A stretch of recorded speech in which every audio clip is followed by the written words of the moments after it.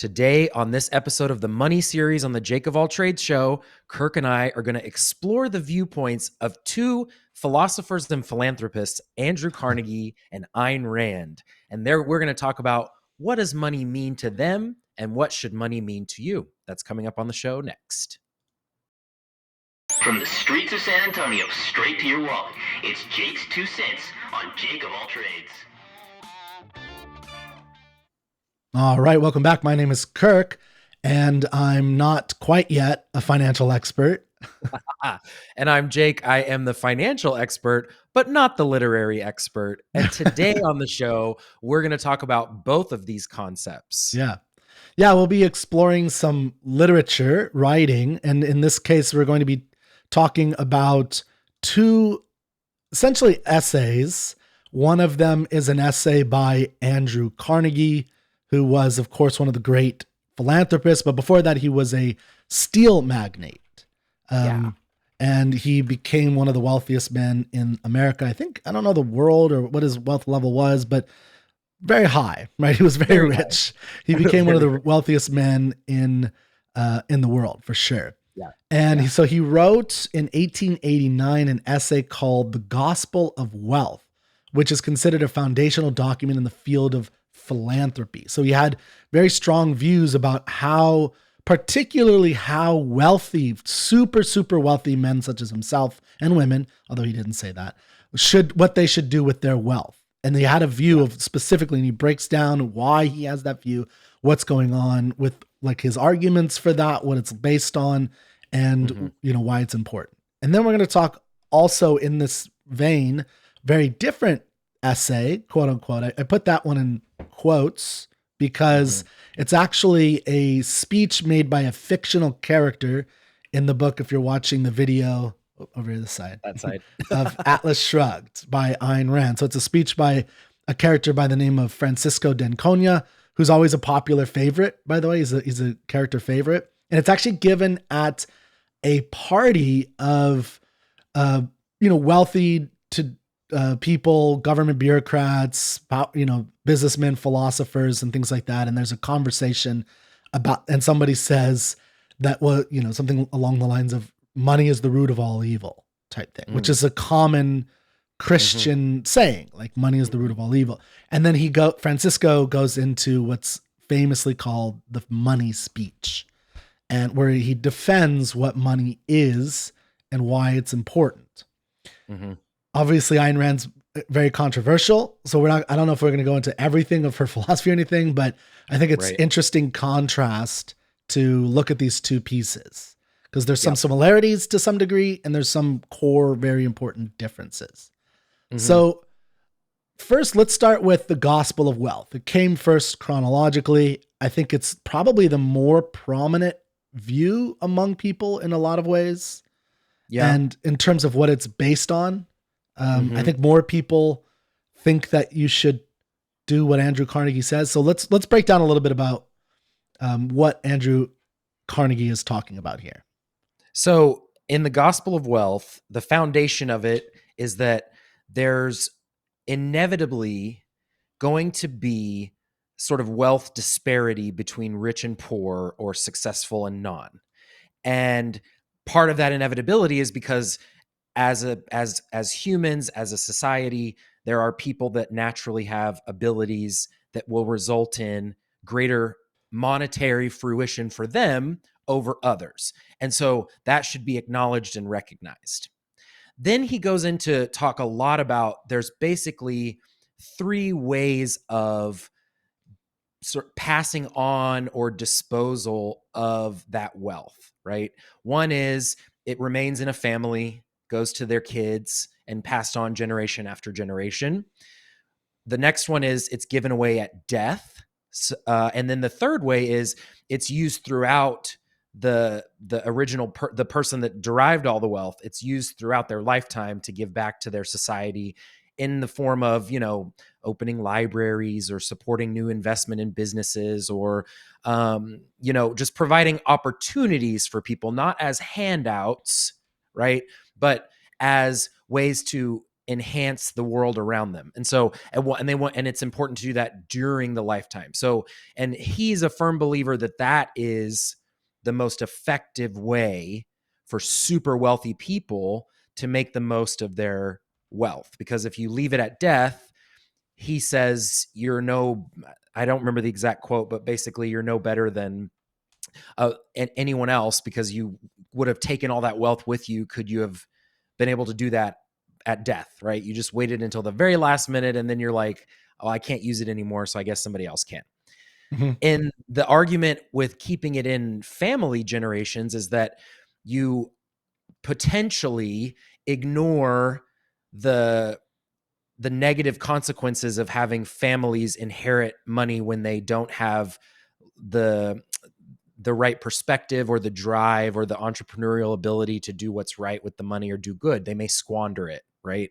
And so just because in absolute terms you're part of the family shouldn't really entitle you to always being the next to receive the handout. And so that third aspect is really what he believes and what he lived in his lifetime. So he gave away 90% of his wealth before he died, which translates to about $5.6 billion in current dollars.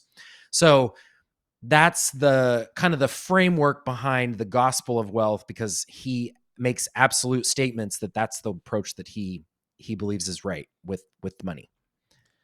Yeah, and the money speech that begins, so you think that money is the root of all evil, is actually a moral defense of production as the core meaning of what money is, the core source of what money is, that it's you at the end of the day, what money is it comes from a societal advancement of where we came from bartering a cow for 6 chickens, but I don't need 6 chickens. I only need 1 chicken. So how do if I cut up my cow, I can't get as much for the so like it becomes this complicated thing. And as this bartering system becomes advanced, you can raise more cows, you become good at farming, and then you need shoes, but the cobbler doesn't need your cow, he needs the chicken. So how do you cooperate with all those types of things? The core of what a money is trading. It's trading what you produce. So I, Kirk Barbera, to produce a certain kind of media production for Jake, for clients that I work with, for my work, which is a nonprofit. And we'll talk about, so philanthropy is part of what I do in terms of raising funds for that, but it's toward a specific kind of value that I'm creating in the world and trying to enhance that value in the world. And that's what I get compensation and money for. It's obviously 100,000 times more complex than it was 1,000 years ago or 2,000 years ago, when it's, you're talking something basic in terms of, again, you're having, I need shoes. So I'm going to go get some coins for my cow. I'm going to sell my cow or sell the milk from my cow. I'll get 5 coins. It takes 2 to buy the shoes and I'm good. Right. That is the essence of what money is. And all the way up to our complex thing where I'm able to buy a house. So people are, on credit, which is a part of it means that somebody with a lot of wealth is able to loan out money that they don't need right now in the hopes that they will get more money in the future from me as I'm capable of producing. And that's why, there's a lot of complicated things we'll talk about on this series as we go. But I think at the core of it, it's important to understand what money is, which is just a tool of exchange. It's a medium of exchange at its core. And so what Ayn Rand is arguing in her money speech through Francisco Denconia, the character, who is an industrialist, a very good, successful industrialist like Andrew Carnegie. Yeah. And excuse me. And he is arguing that it's moral to have money, to make money. In fact, toward the end of the speech, Francisco says that what makes America the greatest country in the world is that it invented the term to make money. Yeah. And that throughout all of history, money has always been distributed or conquered. And that doesn't mean people weren't making it, but they didn't make it the moral ideal of the culture. And America often gets lambasted for being the money makers in that sense, to have that as like the ideal. Like our heroes, some of our heroes are like these businessmen like Steve Jobs and Jeff Bezos and Elon Musk who make billions, or Andrew Carnegie, Rockefeller, people, Bill Gates. Yeah. And those are the types of people that, so she provides in this speech, and I think in the whole book, I always point to the wrong side, that speech. And I think there's important clashes to be understood between these two speeches. I think in some degree, Ayn Rand is almost adding or negating or contrasting purposefully with some of what Andrew Carnegie is saying, because he wrote that before her writing this, of course, like 80 years before. And he has a very common view of what money is in America in particular, or what the view of money is in America. Right. So I thought we could talk a little bit about the specifics of what he believes. So let's talk a little bit. I have a couple quotes that we could discuss from each of the essays. So early on in the Gospel of Wealth, and by the way, I think it's important that he calls it the Gospel of Wealth. Yeah. Right. Yeah. Like he's still couching this in Christian terms. Yes. And the foundation he says of why we should do this, in my core argument against his view, is that it's not tenable. People will not agree with it long term. And his basic argument is that it's somewhat practical, that it leads to more money for everybody, which is true. Capitalism does lead to more money for more people. I mean, we've seen that. He makes that argument over and over again, where it's like the rich are richer, but the poor are also richer. Like the poor have things that the rich in the past didn't have, which is true. Poor people, you can look at, there's things that just didn't exist. Like poor people have microwaves that didn't exist. Right. So there's things like that. But that's a bad basis for, in my opinion, that's going to be one of my core arguments. But here's one quote, and get your opinion on it. So, it is nay, essential for the progress of the race that the houses of some should be homes for all that is highest and best in literature and the arts, and for all the refinements of civilization, rather than that none should be so. Much better this great irregularity than universal squalor. Okay. Without wealth, there can be no Maecenas. That's, by the way, he was a patron of the arts during the time of Augustus, responsible for supporting Horace, a famous poet, and Virgil, another famous poet. And then Carnegie goes on to say the quote unquote good old times were not good old times. Do you agree with that? The good old times were not good old times. Yeah. So I guess what he would be referring to is the conquering of civilizations and wealth, right? And so that was the genesis of good times for those that conquered, right? Well, but also like in Roman times, when you had this patron, life in general was not very good. I think is another thing that he's saying. Yeah. So, yeah. I mean, Augustus I would agree with that. Yeah, I would agree with that. Like wealth is, so one of his core arguments is that life is better for everybody. And remember, this is 1889. So this is even, we're way beyond that now. And we could see that, I think, even clearer with more people being lifted out of poverty all over the world. Even in non-capitalist societies, because we're so wealthy, we could feed people so cheaply now that we've, really lifted a lot of humanity. I think that's part of what he's saying. He's also saying something about the core of cultured civilization in the past relied on these people like these patrons, like Maecenas, but that, much better, but it's better to have that than universal squalor, I think is one thing he's arguing. Right. Yeah. Which I would agree with. I think that's still relevant today. Right? Yeah. Because that's the argument of we need billionaires, right? Because those are the patron saints of the current environment, because they provide necessary resources, products, companies that prevent as much squalor. Well, and interestingly, he doesn't really talk about that in his whole essay.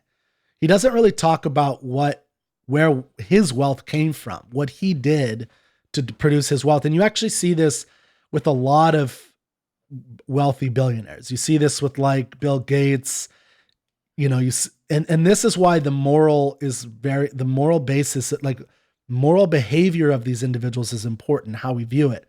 And there's so here's there's a quote a little bit later on that I think is important. To these who propose to substitute communism for this intense individualism, the answer therefore is the race has tried that. So his argument of why we cannot do what may be the moral ideal is because we tried that. And what did not work about it?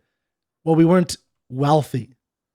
Essentially, we didn't produce what he calls the societal fruit at the level that we do today, or in 1889. Right.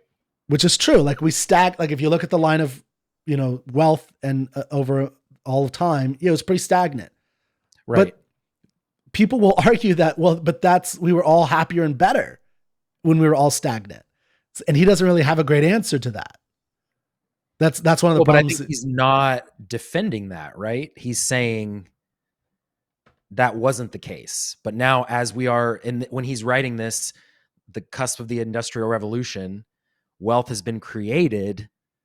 So I took it as he is arguing that increased wealth amongst few will result in prosperity for all. That is what he's arguing. But then the question is prosperity for all the ideal to strive for individually and as a society? Yeah. Right. So that's what he's not defending, because he's not saying like, again, this is something Ayn Rand talks about in the money speech is what's the moral basis of money? And it's that her argument is that what you're being productive is noble. And he has a quote here. I'm going to keep going. All progress from that barbarous day, this is Andrew Carnegie, all progress from that barbarous day to the present time has resulted from its displacement.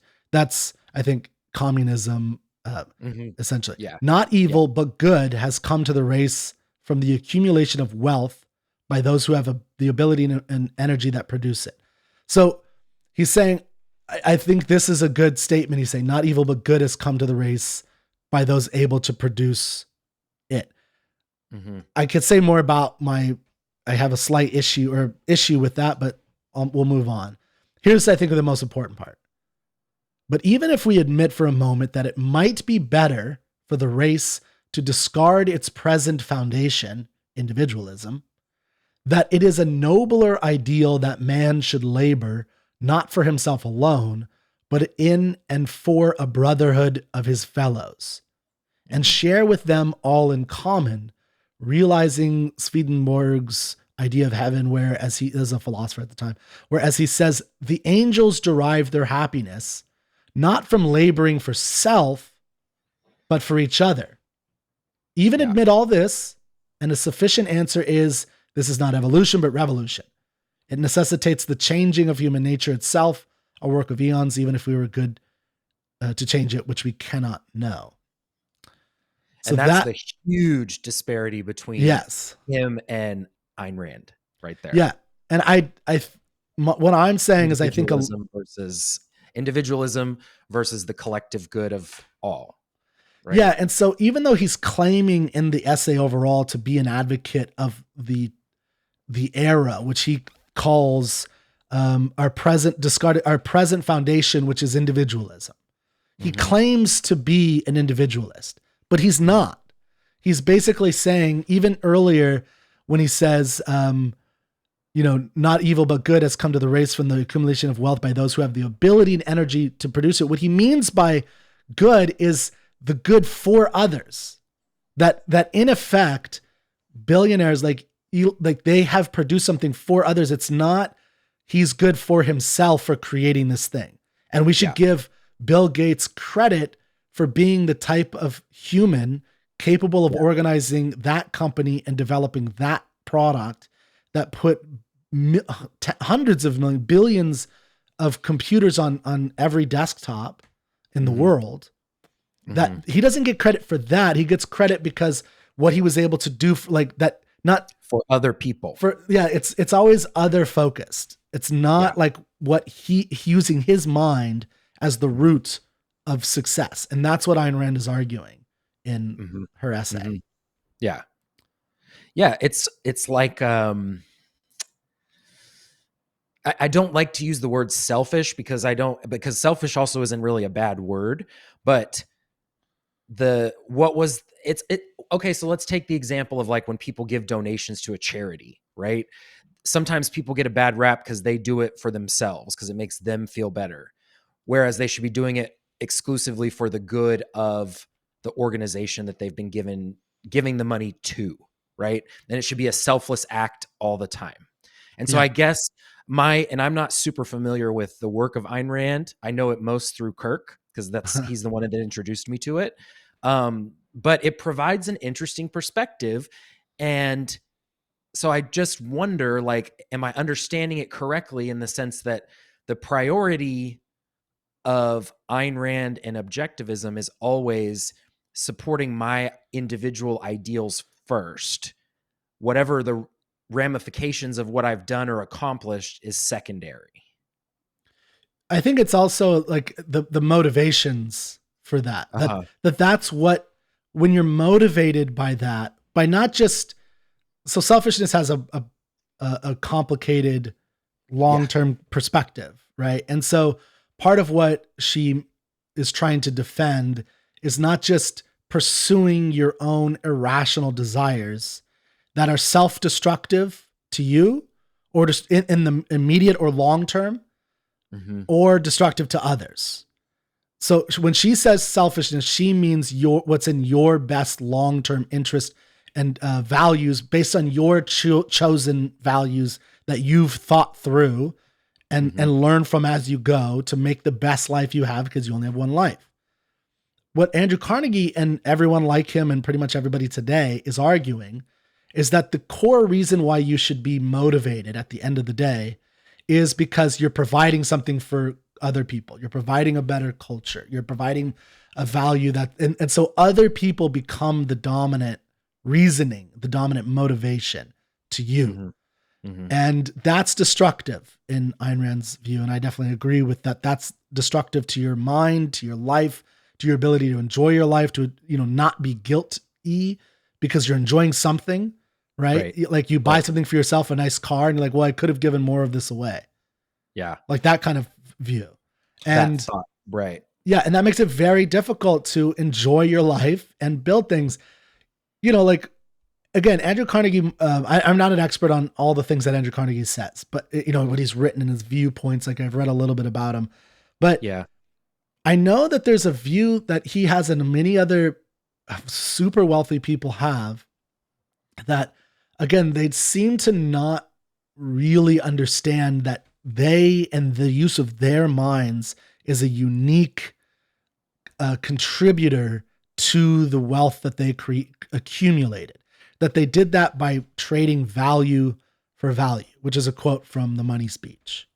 That they it's not as though Steve Jobs accumulated billions of dollars of wealth by tricking people. He did it by creating a product that hundreds of millions of people were willing to take out their cards and their cash and give it to him to get that $1,000 phone because it was more valuable than the $1,000 they had. Like that's why you buy things. When you bought that microphone for this podcast, it was like $100 or whatever. It was because it was more valuable to you than that $100. Yeah. That's why you buy things. And that's the core of buying anything, whether it's a book, a picture, a painting, house, couch, whatever. Right. So but Andrew Carnegie doesn't really talk about that value for value perspective on it. And that to me is the issue. I see. Because he almost states it. Well, he doesn't almost, he does state it as though it's an inevitability as a result of skills, but not really like, like an acknowledgement of drive or willingness to, like my like drive or willingness to create something so good because you wanted to create that, right? And Yeah. if the world is better for it, so be it. But I wanted to do this, or I wanted to make this business, or I wanted to invest in this because that was what my outlook was for my life. And I think Yeah. that's rooted a lot. I mean, it is rooted a lot in religion, fundamentalist Christianism, because that's always the basis of that is always selflessness, right? Giving to others until you can't give anymore is always the foundation. So there's certainly a fusion of those underlying tones of devotion to a higher power and your role on the earth under that context that I think is not present with Ayn Rand's writings. Yes. And I think interestingly about Andrew Carnegie is that quote that I read earlier about the nobler ideal, that's, that man should labor not for himself alone, but in the brother. That's communism, to labor for your fellow man, all in communal. That's and I think Carnegie is very confused about the fact that communism and Christianity actually share that core belief. Both of them do. That the idea of living for your brother man or your sister woman or whatever, like in humanity, that's the purpose of morality. That's what living a moral life is. That's what the ideal is. He even has a statement in his again, a very confused one where he tries to conceptualize the image of Christ. And I don't remember exactly where it was. I'm trying to find it now, but he says something like, we can't live like Christ in the sense of how he lived in his foundational era, which was, I found it. Yeah, go ahead. The highest life is probably to be reached, not by such imitation of the life of Christ as Count Tolstoy gives us, but while animated by Christ's spirit, by recognizing the changed conditions of this age and adopting modes of expressing the spirit suitable to the changed conditions under which we live, still laboring for the good of our fellows, which was the essence of his life and teaching, but laboring in a different manner. Yeah. And again, I think that's like, he's trying to grapple with his religion. I don't know enough about his philosophy. I assume he's pretty religious on some level, but even if he's not, even if he explicitly rejected religion on philosophical grounds, he clearly still accepts it. And what he's basically doing there, I think, is he's saying, we live in, his overall argument is we live in this new era. It's proven fruitful in terms of material wealth. Right. Essentially, right? And we could see it's materially wealthy for everybody. And so, he uses the Jesus argument as he was a change agent in his era, which was a Roman era of, slavery and injustice and conquest and poverty. And so he tried to make a statement about brotherhood, Sermon on the Mount. That's what that's all about. Altruism. It's all about living for other people. That's what Jesus said. And but today we have this new era, which is individualism, and we should base it on that. But the reason to do that is because it provides the most for the most people, right? Egalitarianism, essentially. And so, but again, I don't think most Christians would agree with that, because that's not the point of Jesus. Religion. It's not as though, because then you're saying that, well, he's only right in his own era. And then what's the point of agreeing with him? So he's only subjectively true. The truth is only true in his own era. So that means it's not applicable here. So do we not follow anything of Christ? Like that's against, like, Christianity is a universal truth, is their belief. So that again, so Carnegie will be rejected, which he is in that sense. Right. And cause again, that's why you're going to get the Occupy Wall Street people. That's why you're going to get, people who are saying, no, you down with the wealthy, give back more. You didn't build. All those things are based on the same ideology of the purpose of your wealth is to give it away or for other people. Right. Now the money speech is, so they both talk about inherited wealth. And Yes. so here's where I have some agreement, I think, with Carnegie as well as, Ayn Rand, of course.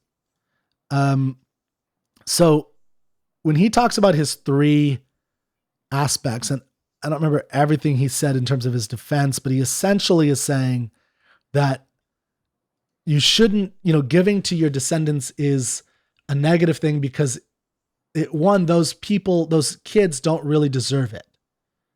Pretty much. Right. Like, and it could destroy them, and it really could just be making you feel better.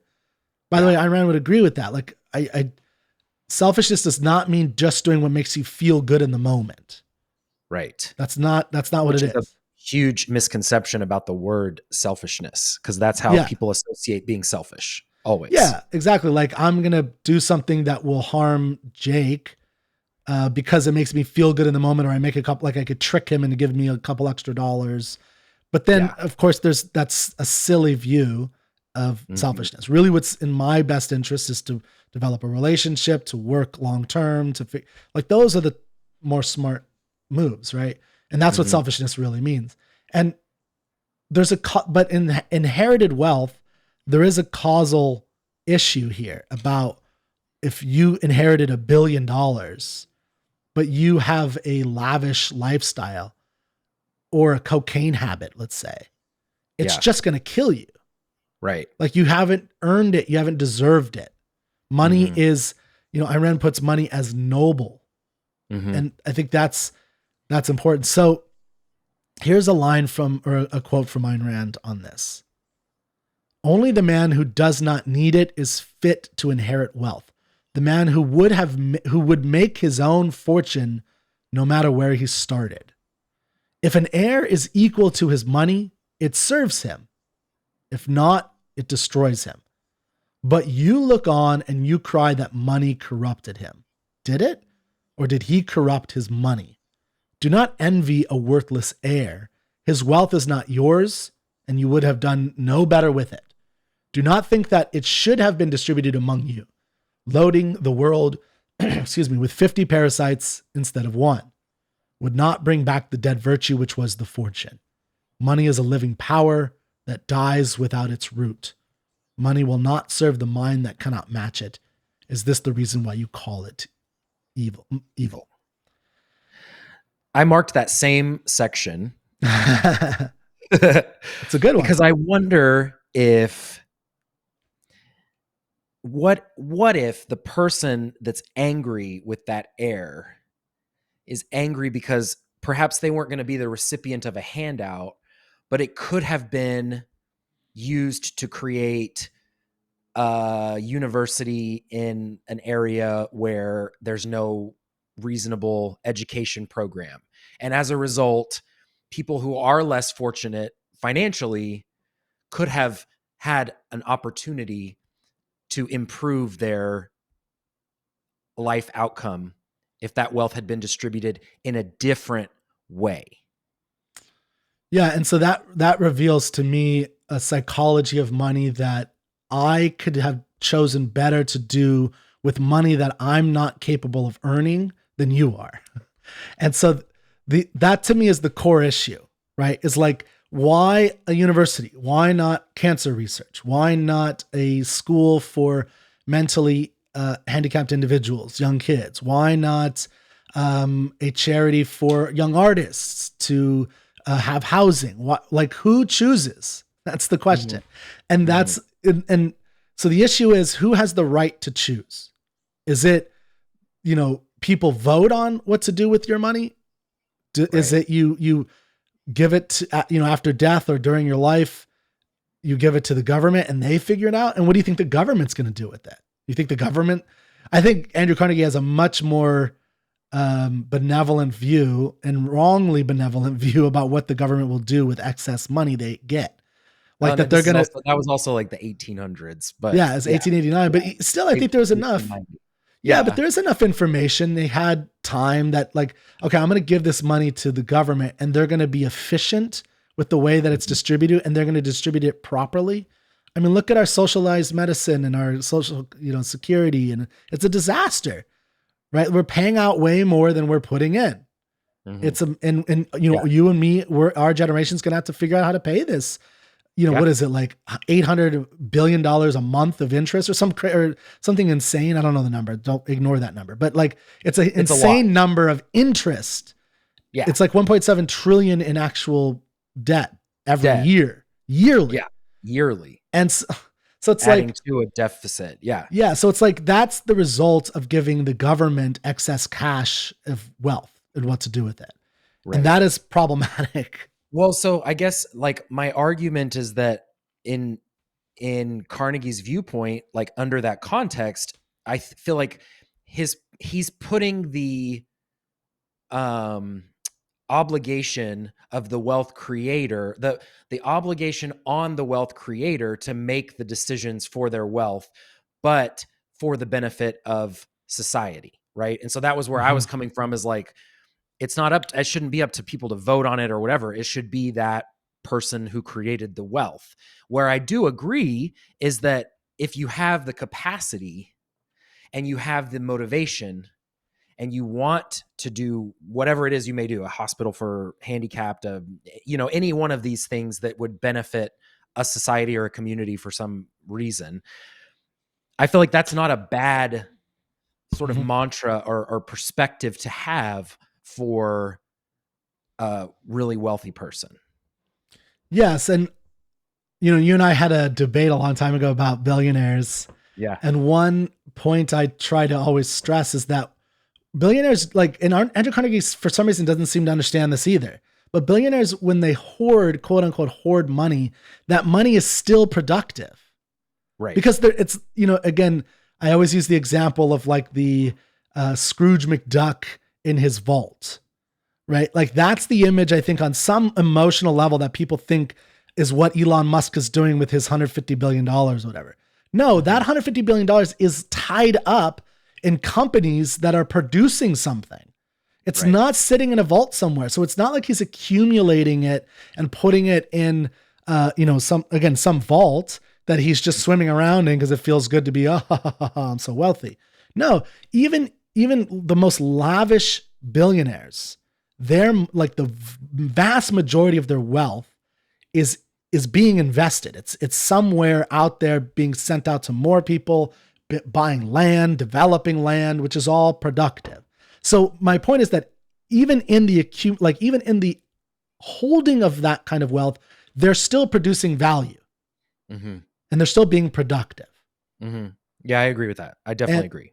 Yeah. And that's really important when it comes to like, then the next step is like, one thing I do agree with Carnegie here for sure is I do have I believe you should do what you want with your wealth at the end of the day, but that's my personal view. But I also think that it does make sense to, put your money into the places to shape the in the values that you see it. So that might mean giving to nonprofits. And, I remember one of the early nonprofits in America or research institutes in America was founded by Rockefeller because his daughter died of some disease. And so he put a lot of money into that research. And because that was valuable to him. He wanted to try to make this not happen again. And that to me is what it should look like, is that he earned it. The money that Rockefeller did was through his productive effort, that he brought a value of kerosene to the world at a cheaper and cheaper price. That's why he became wealthy, is he refined it. He made it safer, more efficient, and affordable for more and more people, brought light to the world before, of course, the invention of the light bulb. And that's how he became the richest man in the world. What does he do with that wealth? Well, I mean, he gives a lot of it away. He's Christian, but he also, again, he's supporting values that he believes in, which even if I don't agree with his values, is a good thing. Right. And that's the issue, is like the person who says, I want a university, they have a different value. Like, what if I say, I'm Peter Thiel. I don't like universities. I think universities are detrimental. You're going to take my money and give it to universities that I think are actually destroying young people's lives and abilities? Mhm. That's not, again, then you have like this conflict. Who makes the decision? Well, the person who Right. makes the money. Money. Right. And that's Yeah. why you need to understand that money is created. It's not a pie. Right. It's created. Yes. And that's the That's where I core of think it. and that's something I need to know more about from Ayn Rand philosophy is like, because the money speech is a lot about defending money and individualism as it relates to making money, right? And trying to eliminate the idea that money is evil, which is a really good argument. There wasn't very many things, if any, in the money speech that I could disagree with. I think where I was curious is in Carnegie's essay, it goes to the next step of like, here's how you should manage that wealth over your lifetime. Mm-hmm. And I don't know what that looks like, but maybe you just illustrated it to me right now. Like if the focus should still be on obviously investment and not hoarding, but the investment of that needs to be based on your vision of the world Yeah. you want to create. Right.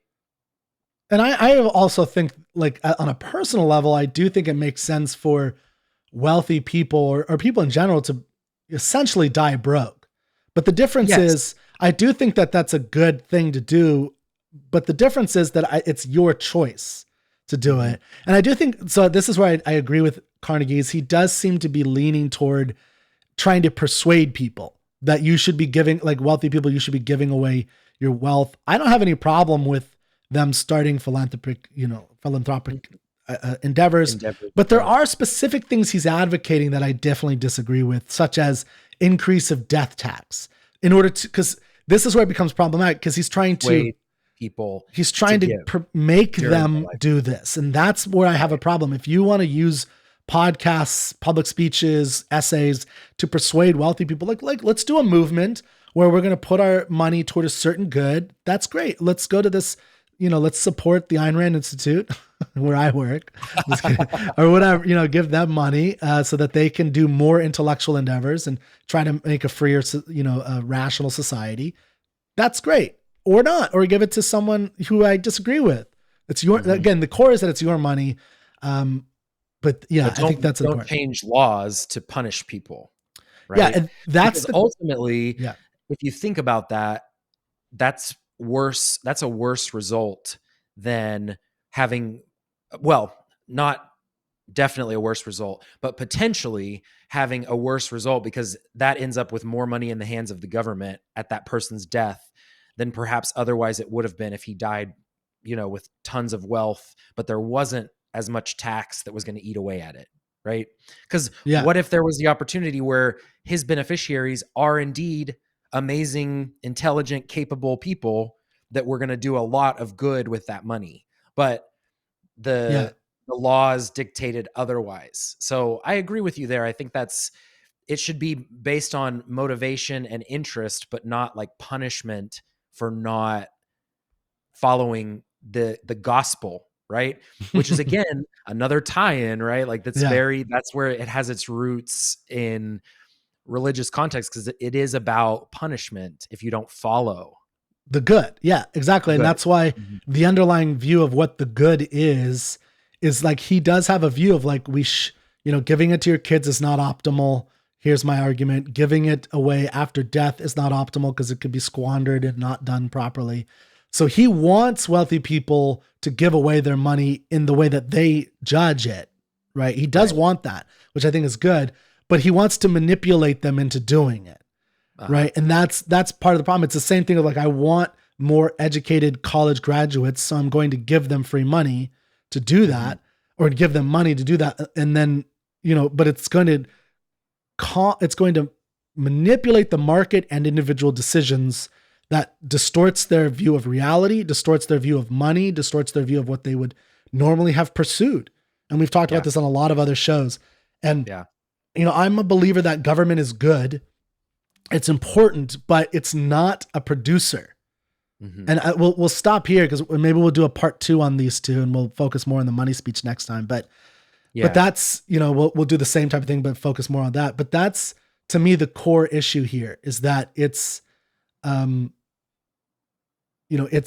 the focus incorrect. Mm-hmm. Is what I'm trying to say. And that's part of the problem of like the government doesn't produce anything, but it is a necessary, essential thing for us to produce. But it doesn't make sense for us to give it productive money for distribution to achieve a certain kind of productive ends we think is noble, because they don't know how to do it. You know, it should be more and more, the government should have its lane and individuals should have their lane, and they should do it. And then again, we need a government, we need military, we need police, we need a court system, we need those things.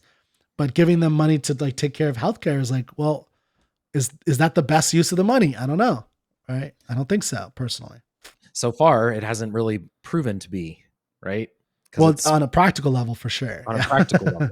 Yeah. And that's a complicated issue, though. So it's kind of a can of worms. So we'll leave that alone for now. So, okay. Parting thoughts and then for part one, and then we'll maybe go back to this. I think parting thoughts for part one, we have some similarities here. I've learned a couple of things about the difference between individualism and selfishness. As well as I do really have a strong belief that the core purpose of Carnegie and what he's trying to encourage people to do over their lifetime is a wise message and something that would benefit the world. Perhaps the means is not the right approach. That's a good way of putting it. Yeah, I like that. Cool. Okay, so that'll be it for part one. I think we can maybe try a little bit more of the money speech next time. Definitely. Okay. All right, guys. Well, that wraps up this episode. Thanks so much for listening. Be sure to check us out on our website at jakes2cents.com. Take care. We'll see you next time.